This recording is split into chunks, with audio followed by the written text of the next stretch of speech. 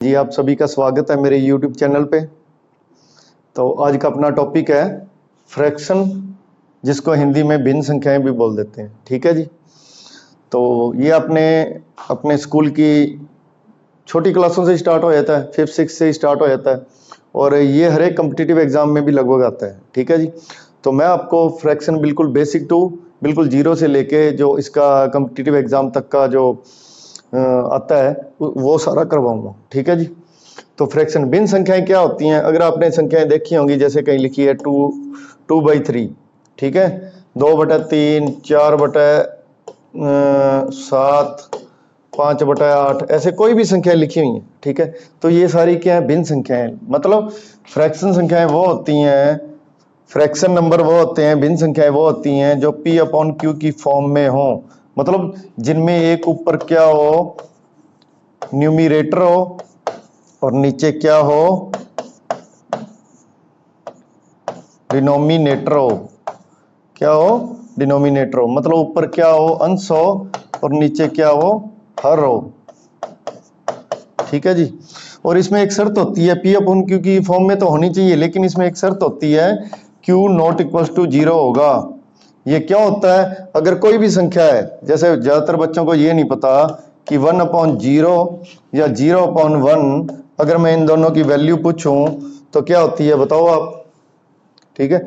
1/0 की वैल्यू भी बच्चे 0 बोल देते हैं, 0/1 की वैल्यू भी ज्यादातर स्टूडेंट क्या बोलते हैं? 0 बोल देते हैं। लेकिन अगर 0 नीचे आ गया है, ऊपर कोई भी नंबर हो, 1 की जगह कुछ भी हो, 2 हो, 3 हो, या लाइक ऐसे लिख दिया मैंने 256/0, तो भी इसकी वैल्यू क्या रहेगी? इनफाइनाइट रहेगी। मतलब नॉट डिफाइन, नॉट डिफाइन। इसको अपने वैल्यू मतलब निकाल ही नहीं सकते इसकी। अगर किसी भी नंबर या संख्या के नीचे 0 आ जाए तो उसकी क्या वैल्यू होगी? इनफाइनाइट होगी। मतलब उसकी वैल्यू अपने नहीं बता नहीं सकते क्या होगी। अगर कोई भी नंबर है उसके ऊपर 0 है तो इसकी वैल्यू क्या होगी? 0 होगी। ये ध्यान रखना। 1/0 क्या होता है? इनफाइनाइट होता है, और 0/1 क्या होता है? 0 होता है। लाइक जैसे 0.256 या 257 कर दूं तो भी इसकी वैल्यू क्या होगी? 0 होगी। ठीक है। तो ये तो एक तरीके की वैल्यू है, 0 अपने आप में एक वैल्यू है। ठीक है। लेकिन इनफाइनाइट क्या है? इसमें अपने आप में कोई एक वैल्यू नहीं है, अपने डिफाइन नहीं कर सकते भी इसकी एक्यूरेट वैल्यू क्या है। इसमें तो पता लग गया इसकी एक्यूरेट वैल्यू क्या है? 0 है। तो ठीक है। तो फ्रैक्शन नंबर कौन से होते हैं, भिन्न संख्याएं कौन सी होती हैं जिसमें ऊपर न्यूमिनेटर और नीचे डिनोमिनेटर हो? मतलब ऊपर भी कोई संख्या हो, नीचे भी संख्या हो, और नीचे की संख्या कभी भी 0 नहीं होनी चाहिए। ठीक है जी। अगर 0 होगी तो वो क्या, वो फ्रैक्शन भिन्न नहीं रह जाएगी और उसकी वैल्यू भी नहीं निकलेगी। ठीक है जी। तो इसमें आगे मैं आपको करवाता हूं।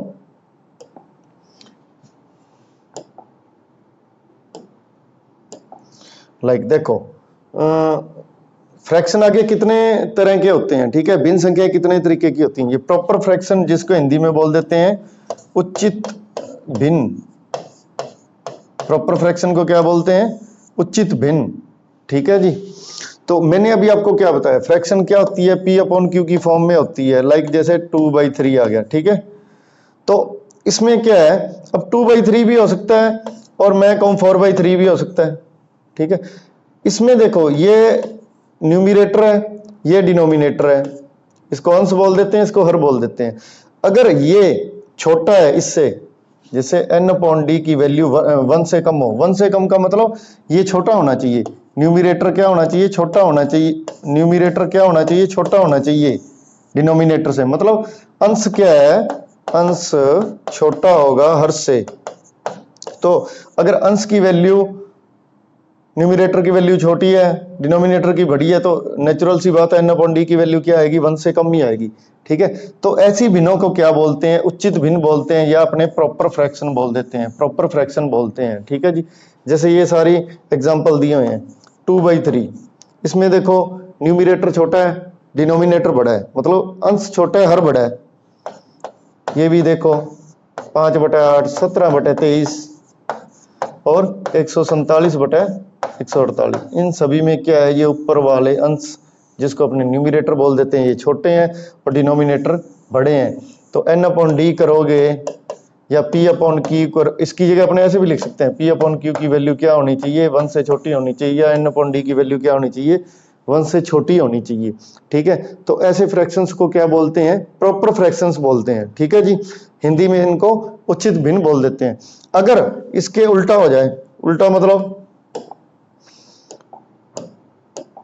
अगर इसमें न्यूमरेटर की वैल्यू बड़ी हो और डिनोमिनेटर की छोटी हो, मतलब n/d की वैल्यू क्या हो, 1 से बड़ी है, ठीक है, 1 से बड़ी, जैसे 6/5, तो इसको अगर इसमें भाग दोगे तो 1.2 ऐसा कुछ आएगा, ठीक है। 13/7, 19/4 और 12/11, मतलब इन सभी में देखो न्यूमरेटर अंश की वैल्यू तो क्या है, बड़ी है, और इसमें डिनोमिनेटर मतलब हर की वैल्यू क्या है, छोटी है, या n/d की वैल्यू क्या हो, 1 से बड़ी हो, ठीक है। मतलब सीधी सी बात है, एक ही चीज देखो ना, न्यूमरेटर की वैल्यू अगर बड़ी है, अगर ये नहीं करना आ रहा इसको छोड़ देना, सिर्फ न्यूमरेटर की अगर वैल्यू बड़ी है और डिनोमिनेटर की छोटी है, मतलब अंश की वैल्यू हर से बड़ी है, तो ये सारी भिन्नें किस तरीके की होती हैं, इम्प्रॉपर फ्रैक्शन होता है, जिनको हिंदी में अनुचित भिन्न बोल देते हैं, अनुचित भिन्न, ठीक है जी। अनुचित भिन्न, इनको इम्प्रॉपर फ्रैक्शन क्यों बोलते हैं, क्योंकि ये फ्रैक्शन में नहीं रह पाती, क्योंकि आगे ये मिक्स्ड फ्रैक्शन में चेंज हो जाती हैं, ठीक है जी। तो अगर न्यूमरेटर की वैल्यू बड़ी है, डिनोमिनेटर की छोटी है, तो इनको इम्प्रॉपर या अनुचित भिन्न बोलते हैं। अब नेक्स्ट देखो मिक्स्ड फ्रैक्शन, ये क्या है, मिक्स्ड फ्रैक्शन किससे बनती हैं, ये सभी इम्प्रॉपर फ्रैक्शन या अनुचित भिन्नों से बनती हैं। किनसे बनती हैं, अनुचित भिन्नों से। प्रॉपर फ्रैक्शन में तो ऑलरेडी न्यूमरेटर छोटा है, अंश छोटा है ना उसमें डिनोमिनेटर से, हर से, तो उसमें क्या है, उससे ये मिक्स्ड फ्रैक्शन नहीं बन सकता जैसे। और मिक्स्ड फ्रैक्शन से क्या बन सकता है, इम्प्रॉपर फ्रैक्शन बन सकता है। जैसे ये मिक्स्ड फ्रैक्शन है, लाइक इसमें ये दो क्या है, पूर्णांक संख्या अपने आप में 3/4 फ्रैक्शन आ गई, ठीक है। अगर इतना नहीं कुछ पता लग रहा तो इसमें ये देखो, अपने इसको कैसे लिख सकते हैं, इसको तो मल्टीप्लाई करना होता है, 2 4 जा 8, और इसको आगे प्लस करना होता है, 8 + 3 ये 11/4 है। तो इसमें न्यूमरेटर बड़ा है ना डिनोमिनेटर से, तो ये क्या इम्प्रॉपर फ्रैक्शन है, इससे इम्प्रॉपर बन गई, और इसको अगर इसमें चेंज करते हैं तो ये बन जाएगी, ठीक है। तो मतलब मिक्स्ड फ्रैक्शन बनाने के लिए अपने को इम्प्रॉपर फ्रैक्शन चाहिए, या मिक्स्ड फ्रैक्शन से अपने इम्प्रॉपर फ्रैक्शन बना सकते हैं, ठीक है। प्रॉपर फ्रैक्शन से ना तो मिक्स्ड फ्रैक्शन बनेगा, ना मिक्स्ड फ्रैक्शन से प्रॉपर फ्रैक्शन बनेगा, ठीक है जी। ऐसे ये है, जैसे 6/5 है, तो ये 6/5 ऐसे लिख देंगे तो ये इम्प्रॉपर फ्रैक्शन है, अगर उसको ऐसे लिख देंगे 1 सही 1/5, तो ये क्या है, ये मिक्स्ड फ्रैक्शन हो जाएगा, ठीक है जी। इसका रूप बदला हुआ है ना, बस इसका रूप बदल के लिख दोगे तो ऐसे, ठीक है जी। ये सारी क्या है, मिक्स्ड फ्रैक्शंस हैं, ठीक है जी। अब नेक्स्ट देखो लाइक फ्रैक्शंस, मतलब एक जैसी दिखने वाली भिन्न लाइक फ्रैक्शंस, ठीक है। और एक लाइक होगी, इससे आगे वाली क्या होगी, अनलाइक फ्रैक्शन। लाइक फ्रैक्शंस वो होती हैं, लाइक फ्रैक्शंस कौन सी होती हैं, लाइक और अनलाइक दोनों करवा देता हूं मैं इसमें। लाइक फ्रैक्शंस वो होती हैं जिनमें सभी भिन्नों का डिनोमिनेटर क्या हो, ये सेम होना चाहिए। ये अलग अलग हो सकता है, ये अलग अलग हो सकता है, डिफरेंट हो सकता है ये, ठीक है। अब इसमें देखो अपने पास एग्जांपल क्या है, 2/7, 4/7, 6/7, 12/7, ठीक है, 11/19, 17/19, 21/19, ये सारी आपस में लाइक फ्रैक्शंस हैं, ठीक है। और ये सारी आपस में लाइक फ्रैक्शंस हैं, ये एक दूसरे से, अगर इन अपने ये 7 भिन्न होगी, 7 को लेंगे तो ये सारी लाइक फ्रैक्शंस नहीं है। इनमें जिनमें डिनोमिनेटर सेम है, जिनका हर सेम है, ठीक है, वो लाइक फ्रैक्शंस है, और इनमें इनका हर सेम है, ये भी लाइक फ्रैक्शंस है, ठीक है। अगर किसी का डिनोमिनेटर अलग हो या हर अलग हो तो वो क्या है, वो अनलाइक फ्रैक्शन होती है। जैसे आगे वाले में मैं आपको करवाता हूं, ठीक है। अनलाइक में क्या है,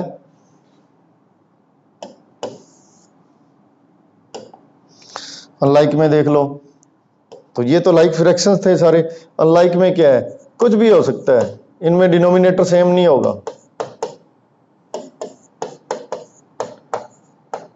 इनमें सारों में देखो किसी में 9 है, किसी में 19 है, किसी में 7 है, किसी में 8 है, मतलब 7, 8, 9, 19 ऐसे है। ये सारे क्या है, हर है, अलग अलग है, ठीक है, डिनोमिनेटर से ये अलग अलग है। तो ये क्या है, ये अनलाइक फ्रैक्शंस होती हैं सारी, ठीक है जी। असमान भिन्नें, वो क्या थी, लाइक का मतलब समान, एक जैसी दिखने वाली, समान भिन्नें, तो ये क्या अनलाइक फ्रैक्शंस होगी, ठीक है जी। ये क्या आपके स्कूल वालों के ज्यादा पूछा जाता है, और कई बार ये कॉम्पिटिटिव एग्जाम में भी पूछ लेता है भी अनलाइक फ्रैक्शंस कौन सी हैं, या प्रॉपर फ्रैक्शंस कौन सी हैं, प्रॉपर फ्रैक्शंस कौन सी हैं, पूछ लेता है कई बार, है ना।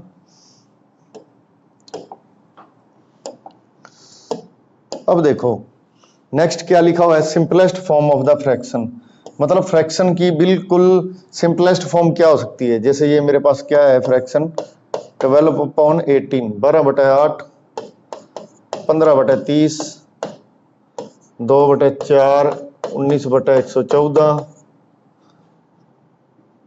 3/9, 5/20 और 27/243। अब ऐसी कोई भिन्ने आ जाए और वो कहे इसकी सिंपलेस्ट फॉर्म निकालो, बिल्कुल इसका जो उसके बाद कोई और फ्रैक्शन ना बन पाए उसका, लाइक जैसे ये 12/18 है, इसको मैं क्या लिख सकता हूं, लेकिन 6 के काटूंगा तो उसके बाद ये आगे 6 2 या 12, 6 3 या 18, मतलब 6 दूनी 12, 6 3 18, मतलब 2/3। इससे ज्यादा सिंपलेस्ट फॉर्म इसकी नहीं बन सकती। अगर 4 के पहाड़े से काटता, 4 3 12, नहीं 3 के पहाड़े से कटेगी, 3 चौक 12, 3 6 18, तो ये आगे कट सकती है। इसकी सिंपलेस्ट फॉर्म और आगे बन जाएगी, यही बनेगी 2/3, ठीक है। तो ये 3 के पहाड़े से भी कटती है और 6 के पहाड़े से भी कटती है। तो ये मैंने बड़े से बड़े पहाड़े से काट दी, मतलब 6 के पहाड़े से काटने के बाद 2/3 आने के बाद ये आगे फ्रैक्शन में और नहीं कटेगी, ठीक है। तो ये इसकी सिंपलेस्ट फॉर्म होगी।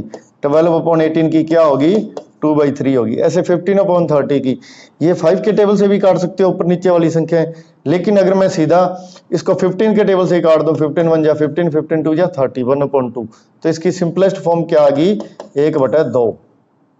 2/4 है, इसकी सिंपलेस्ट फॉर्म क्या हो जाएगी, 1/2।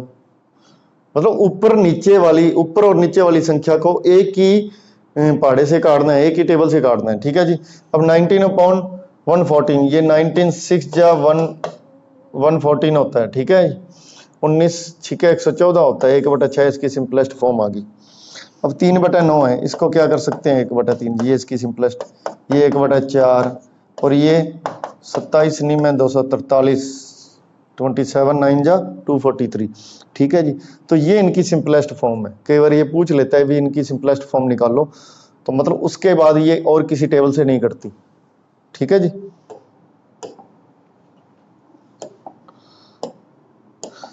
एक ये वर्ड आ जाता है रेसिप्रोकल ऑफ फ्रैक्शन, मतलब रेसिप्रोकल का मतलब हिंदी में बोल देते हैं व्युत्क्रम।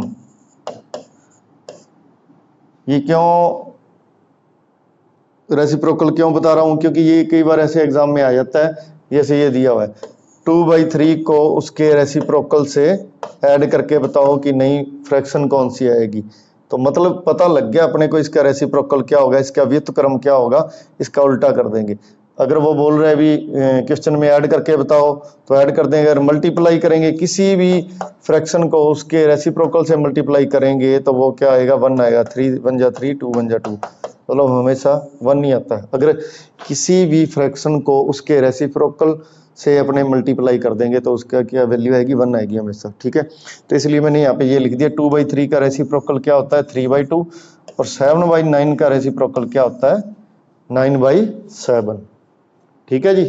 हिंदी में इसको व्युत्क्रम बोल देते हैं, मतलब भिन्न संख्याओं को उनके कोई भी भिन्न संख्या दे दी, जैसे 2/3 को उसके व्युत्क्रम संख्या से या तो जोड़ दो या मल्टीप्लाई कर दो, जैसे भी जो बोलेगा, ठीक है, वैसा अपने कर सकते हैं, ठीक है जी। हाँ जी, तो अपना नेक्स्ट क्वेश्चन क्या है, रेसिप्रोकल का आपको पता लग गया, व्युत्क्रम का आपको पता लग गया, तो नेक्स्ट क्वेश्चन क्या है अपना। ये सारे क्वेश्चन आपको देखने में सेम से लग रहे होंगे, ठीक है जी। ये सारे क्वेश्चन आपको देखने में सेम लग रहे होंगे, लेकिन ये अलग अलग है।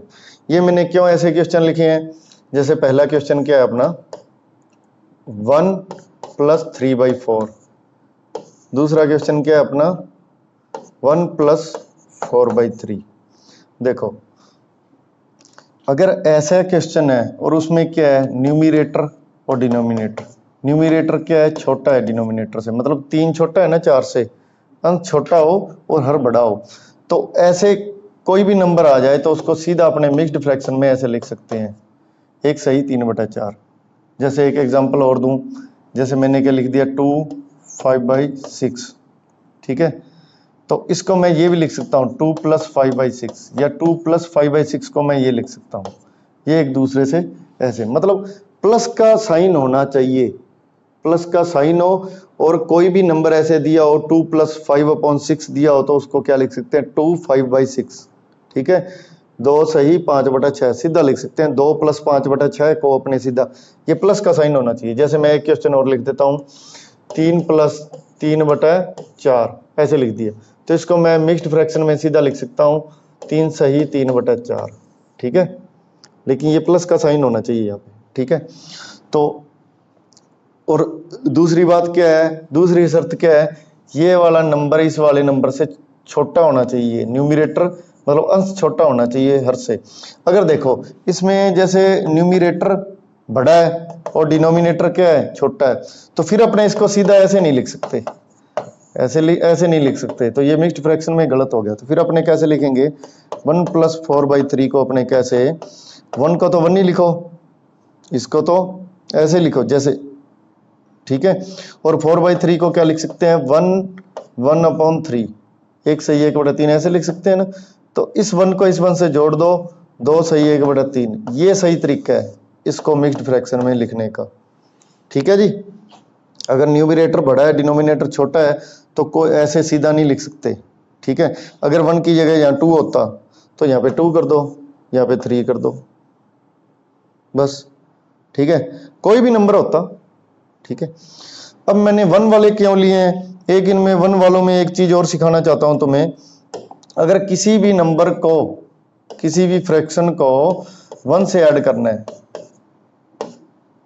ठीक है, 1 से ऐड करना है, चाहिए लगा लो, दोनों क्वेश्चन पहले और दूसरा वो दोबारा, अगर इसको 1 से ऐड करना है तो इधर देखने की जरूरत ही नहीं है, इसमें ये नंबर जोड़ो 3 + 4/4 कर दो, मतलब 7/4, ठीक है, इसमें ये नंबर जोड़ो मतलब 7/3, तो ये सारे, ये भी सही है, ये भी सही है, ठीक है, मतलब यहाँ 2 नहीं होना चाहिए, ऐसे 2 + 3/4 हो, ऐसे मत कर देना अभी 7/4 कर देंगे ना, यहाँ पे क्या है 1 + 3/3/4, 1 + 3/4 क्या है 7/4 हो जाएगा।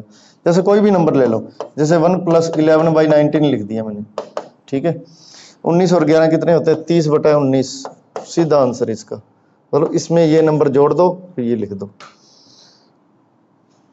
ठीक है जी। अगर ये जोड़ने वाले निशान की जगह, प्लस की जगह अगर माइनस आ जाए, जैसे 1 - 3/4, इधर 1 नहीं होना चाहिए, ठीक है, तो इसमें से ये सीधा घटाओ 4 - 3 1/4, इसका क्या आएगा, इसका, इसको अपने सोल्व करेंगे तो ये आएगा, एक तो अपने सोल्व ऐसे करते हैं, ऐसे नीचे 1 लगा के फिर एलसीएम लेते हैं, फिर ऐसे करते हैं, फिर आता है 1/4, प्लस वाले में भी अपने ऐसे करते हैं, इसमें एलसीएम लेंगे तो 4 + 3 7/4 ऐसे आता है। मैं क्या कह रहा हूँ, अगर सिर्फ 1 है इधर, 1 से इसको करना है, किसी भी फ्रैक्शन को ऐड करना है तो सीधा इसमें ये ऐड करो और नीचे वो लिख दो, लेकिन क्या होना चाहिए, अगर माइनस है, माइनस वाले में इससे ये माइनस करो और सीधा लिख दो, मतलब जैसे मैंने लिख दिया 1 - 2/5 है, तो इसको मैं क्या करूँगा 5 में से 2 माइनस करूँगा तो 3/5, ठीक है, कोई भी नंबर ले लो 1 - 3/7 है, तो 7 में से 3 माइनस करूँगा 4/7, ठीक है, मतलब नीचे वाले में से ऊपर वाला नंबर माइनस कर दो और नीचे वाला नंबर सेम लिख दो। तो इसके ये क्या है, ज़्यादातर तुम इस तरीकों से करते आ रहे हो, या इसका एक और तरीका होता है, इसको इससे मल्टीप्लाई करो, 4 × 1 = 4 - 3 1/4, प्लस वाले में भी ऐसे होगा, प्लस वाले में भी ऐसे हो जाएगा 4 × 1 = 4, इसको तो मल्टीप्लाई करना होता है इससे, और इसमें अगर प्लस का साइन है तो ऐड कर दो 7/4।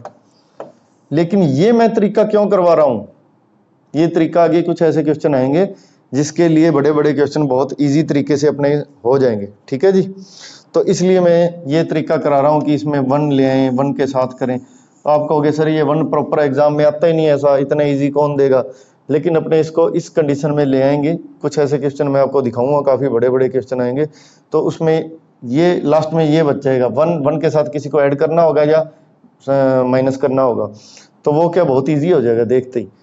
ठीक है, ठीक है जी, तो अपना फर्स्ट, सेकंड और थर्ड क्वेश्चन हो गया। अब फोर्थ क्वेश्चन क्या है अपना? फोर्थ क्वेश्चन है 2 - 4/3। एक तो ये सिंपल सा तरीका है, 3 दूनी 6, 6 में से इसको माइनस, प्लस है तो प्लस कर दो, माइनस है तो माइनस का साइन। ठीक है, 6 में से 4 गए 2/3। ये तो इजी तरीका है। एक जो मैं तरीका बता रहा था 2 - 4/3 को मैं क्या लिख सकता हूँ, 2 - 1/3 ऐसे लिख सकता हूँ। ठीक है जी, तो इसमें से इसको माइनस कर दो तो 1 - 1/3 बच गया। अब जब माइनस वाला आ जाए तो मैं इधर तो देखने की जरूरत ही नहीं, इसमें से इसको माइनस करो 2/3। अब आप कहोगे सर ये तो एक लाइन में ही हो गया, ये 3 स्टेप में हुआ है। तो ये ना कई जगह ये बहुत इजी पड़ता है, कई जगह ये इजी पड़ता है। ये बड़े क्वेश्चनों में इजी लगेगा आपको। ठीक है, जब बहुत बड़े नंबर आ जाएंगे तो ये इजी लगेगा, ये टफ लगेगा। ठीक है, तो इसलिए मैं ये करवा रहा हूँ। मैंने क्या किया, 4/3 को 1 से 1/3 लिख लिया, 2 में से 1 माइनस कर दिया तो 1 रह गया, माइनस का साइन माइनस बीच में ही रहेगा, 1/3। 1 में से किसी संख्या को घटाना है, किसी भी फ्रैक्शन को घटाना है, तो मैंने क्या कहा था, नीचे वाले में से ऊपर वाला घटा दो, 3 में से 1 गया 2, 2/3। इस टाइप का क्वेश्चन आ गया। ठीक है जी,